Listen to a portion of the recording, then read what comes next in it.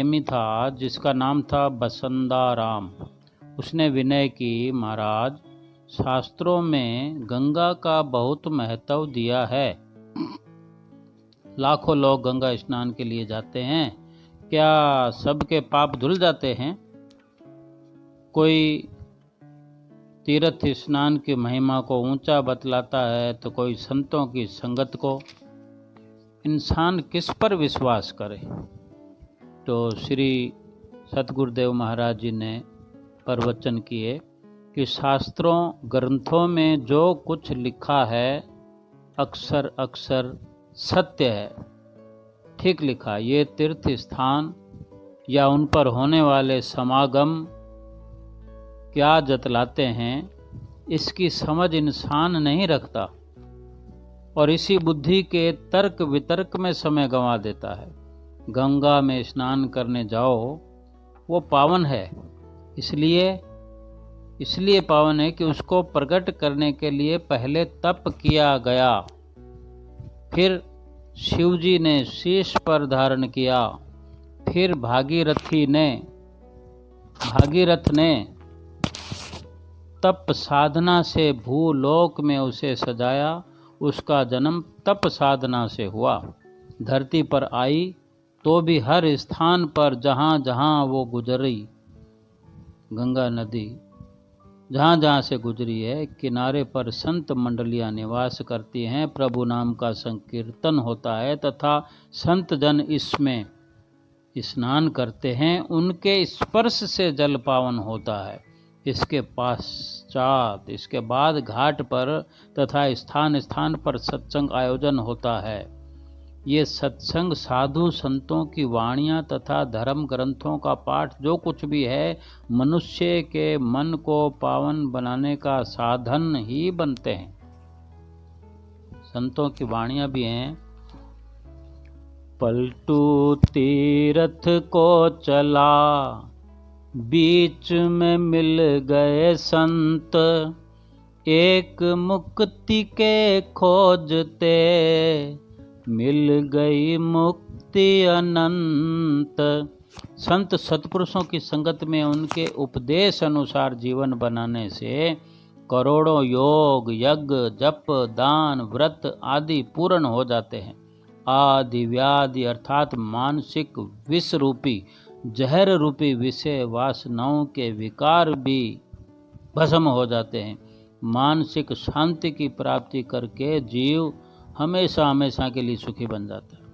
संत तुलसीदास जी फरमाते हैं, पलटूदास जी फरमाते हैं कि पलटूदास जी जब तीर्थ को गए, स्नान के लिए गए, तो उन्होंने तीर्थों की महानता जो सुनी थी कि तीर्थ स्नान करने से मुक्ति मिलती है, पूर्ण श्रद्धा और विश्वास धारण करके मन में, और तीर्थ स्नान के लिए चल दिए। पहले ज़माने में तीर्थ स्नान इतने सरल नहीं थे। बड़े बुजुर्ग या फिर पुण्य संस्कारी जीव ही तीर्थाटन के लिए जाते थे कि सारा जीवन तो संसार के निमित्त गया, अब जो बाकी बची उम्र है उसमें शुभ कर्म कमा लें। कहीं पैदल चलना पड़ता था, कहीं पर खाने पीने का सामान नहीं मिल पाता था। सर्दी, गर्मी, वर्षा की कठिनाइयों को सहते हुए तीर्थ पहुंचते थे। साधन तो होते नहीं थे, गाड़ियाँ, बसें, ये सब कहाँ होते थे। पलटूदास जी ने बड़े बुजुर्गों या धर्म ग्रंथों से सुना था कि तीर्थ स्नान से मुक्ति मिलती है, तो उन्होंने अपने रास्ते के लिए तैयारी की। बहुत सारा सामान घोड़ों पर रखा और साथियों के साथ चल पड़े। यही साधन होते थे घोड़ों व बैलगाड़ियों के। मार्ग में क्या देखते हैं कि साधुओं का संत समागम हो रहा है, हरि चर्चा हो रही है, सत्संग हो रहा है। हृदय में उत्साह और उमंग भरी हुई थी कि तीर्थ स्थान पहुंचकर तीर्थ करने से मुक्ति मिलेगी। मुक्ति चाहती, मुक्ति की इच्छा थी। उस तीर्थ में पहुंचने से पहले जो सत्संग तीर्थ में स्नान करने का मौका मिल गया, संतों के सत्संग में नहाने का जो मौका मिला, संयोग बना, संत जन प्रभु नाम की महिमा का वर्णन कर रहे थे। यही काम होता है। उन्हीं में उस वक़्त उनका मन रम गया। वहीं पर सत्संग में क्या सुनते हैं? कोटि गऊ जे दान दे, कोट जग जेवनार, कोट कूप तीरथ खने, मिटे नहीं जम की मार। कोटन तीरथ व्रत करे, कोटन गज कर दान, कोटि अश्व विपरो दिए, मिटे न खेचा तान। कनक दान गज दान दे, 49 भूदान, निश्चय कर सहजो कहे, ना हरि नाम समान। कि इंसान यदि करोड़ों गौओं का दान कर दे, करोड़ों कुएं बावड़ियां खुदवाए और तीर्थ स्नान करे, इससे वो यम की यातना से बच नहीं सकता। यज्ञ व्रत दान महादान अर्थात हाथी घोड़े सोना जमीन सब कुछ दान कर ले, तब भी मन से विकारों को दूर नहीं कर सकता। मन जो मैला है उसे उज्जवल नहीं कर सकता और न ही मुक्ति प्राप्त होगी। यदि सत्पुरुषों की संगत में प्रभु नाम की युक्ति सीख ले, नाम जपने का तरीका सीख ले, वो सबसे उत्तम है। नाम सुमरण के समान जीव का उद्धार करने वाला कोई साधन नहीं है। सत्संग सुनते ही प्रभु नाम की प्राप्ति की युक्ति सीखने के लिए उत्सुक हो गए और सत्संगत में मार्ग चलते न थकावट हुई और न ही विघ्न बाधा का भय रहा। आत्मा को अपना भोजन मिल रहा था, वे उसी में मस्त मानसिक शांति और सुख में समा रहे थे। उन्हें आत्म कल्याण का मार्ग मिला। उन्होंने अनुभव को वाणी में लिख दिया। एक मुक्ति के खोजते मिल गई मुक्ति अनंत। यानी पलटू दास जी कह रहे हैं कि एक मुक्ति के लिए गया था मैं, एक मुक्ति को प्राप्त करना था, घर से चला था जब, यही मन में ख्वाहिश थी कि मुक्ति मिल जाए, परंतु ऐसा अनुभव हुआ सत्संग से अनंत अनंत मुक्ति अर्थात उस नाम की प्राप्ति हो गई जिससे आवागमन का चक्कर ही मिट गया, प्रभु से मिलाप हो गया। ये है असल में सत्संग के प्रताप की महानता, सत्संग रूपी तीर्थ की महानता। इस पर एक प्रमाण भी है कि हरिद्वार में एक साधु सेवी ब्राह्मण रहता था। उसने सत्संग में सुना कि यदि कोई श्रद्धा विश्वास रखकर गंगा जी में स्नान करता है तो उसके कई जन्मों के पाप दूर हो जाते हैं। नियम अनुसार स्नान कर सत्संग श्रवण करे तो मुक्ति मिलती है। उसने श्रद्धा विश्वास से गंगा में स्नान करने का नियम बना लिया तथा सत्संग से मन पावन कर नाम सुमरण करने लगा। एक बार पार्वती ने जिद ठान ली कि भोलेनाथ मुझे भूलोक पर ले जाकर गंगा जी के दर्शन कराइए। शिवजी पार्वती को लेकर कैलाश पर्वत से हरिद्वार में पहुंचे और गंगा तट के सुहावने वातावरण में उस स्थान की महिमा का गायन करने लगे। पार्वती ने देखा कि यहाँ तो ठठ के ठठ हजारों लाखों लोग गंगा स्नान के लिए भागे चले जा रहे हैं और हर हर गंगे की ध्वनि गूंज रही है। उसने शिव जी से पूछा कि हे नाथ, ये जितने लोग गंगा स्नान के लिए आ रहे हैं इन सबको मुक्ति मिल जाएगी? तो शिव जी कहते हैं, हे पार्वती, जो इस स्नान का महात्म्य जानता है, महात्म जानता है, इसकी महानता को जानता है, इसका राज जानता है, केवल उसे मुक्ति मिलेगी। ये सब लोग इसका रहस्य नहीं जानते। जितने लोग जा रहे हैं, भाग रहे हैं, यूं ही इधर आ रहे हैं। क्या उमा ने कहा कि ये फिर यूं ही इधर आ रहे हैं? महादेव जी ने मुस्कुराकर कहा, पार्वती, किसी के मन में पुत्र पाने की कामना, किसी के मन में धन संपदा और किसी के मन में केवल पुण्य लाभ की कामना समाई है, तब कामना में बंधे हुए प्राणी को मुक्ति कैसे मिलेगी?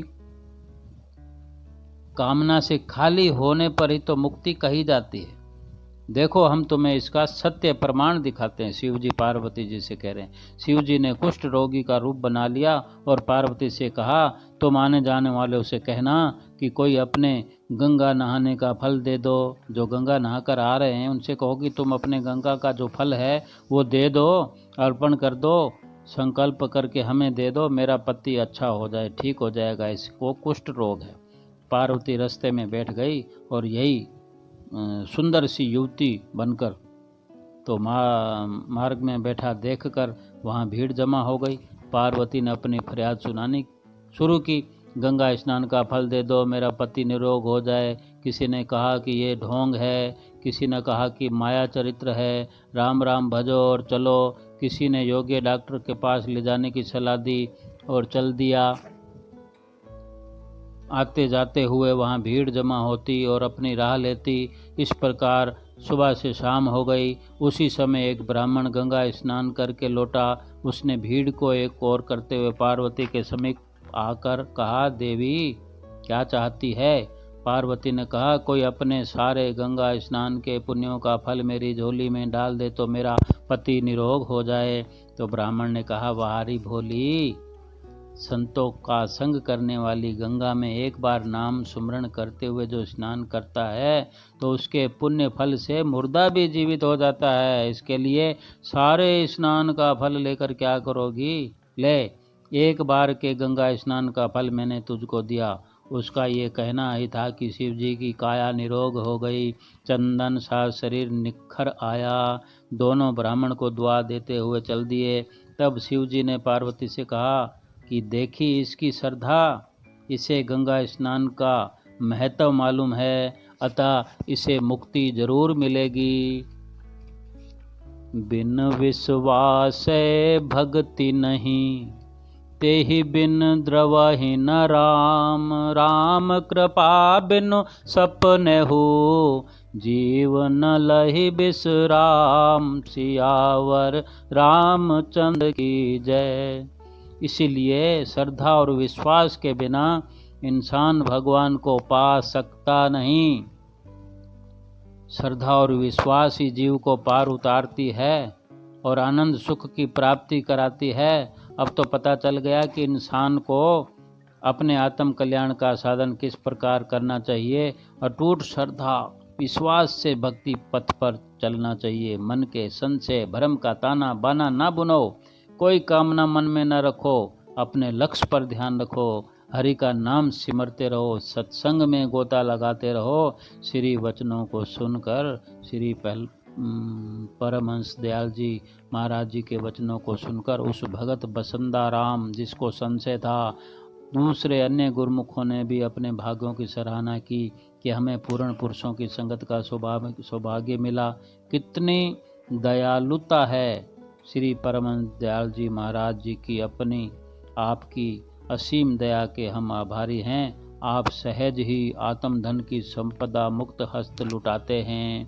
तो ये गुरुमुख प्रेमियों को मौका मिलता है, हम जैसे सौभाग्यशाली जीवों को मौका मिलता है जो नामधारी हैं, संत सतगुरु की शरण में आ चुके हैं।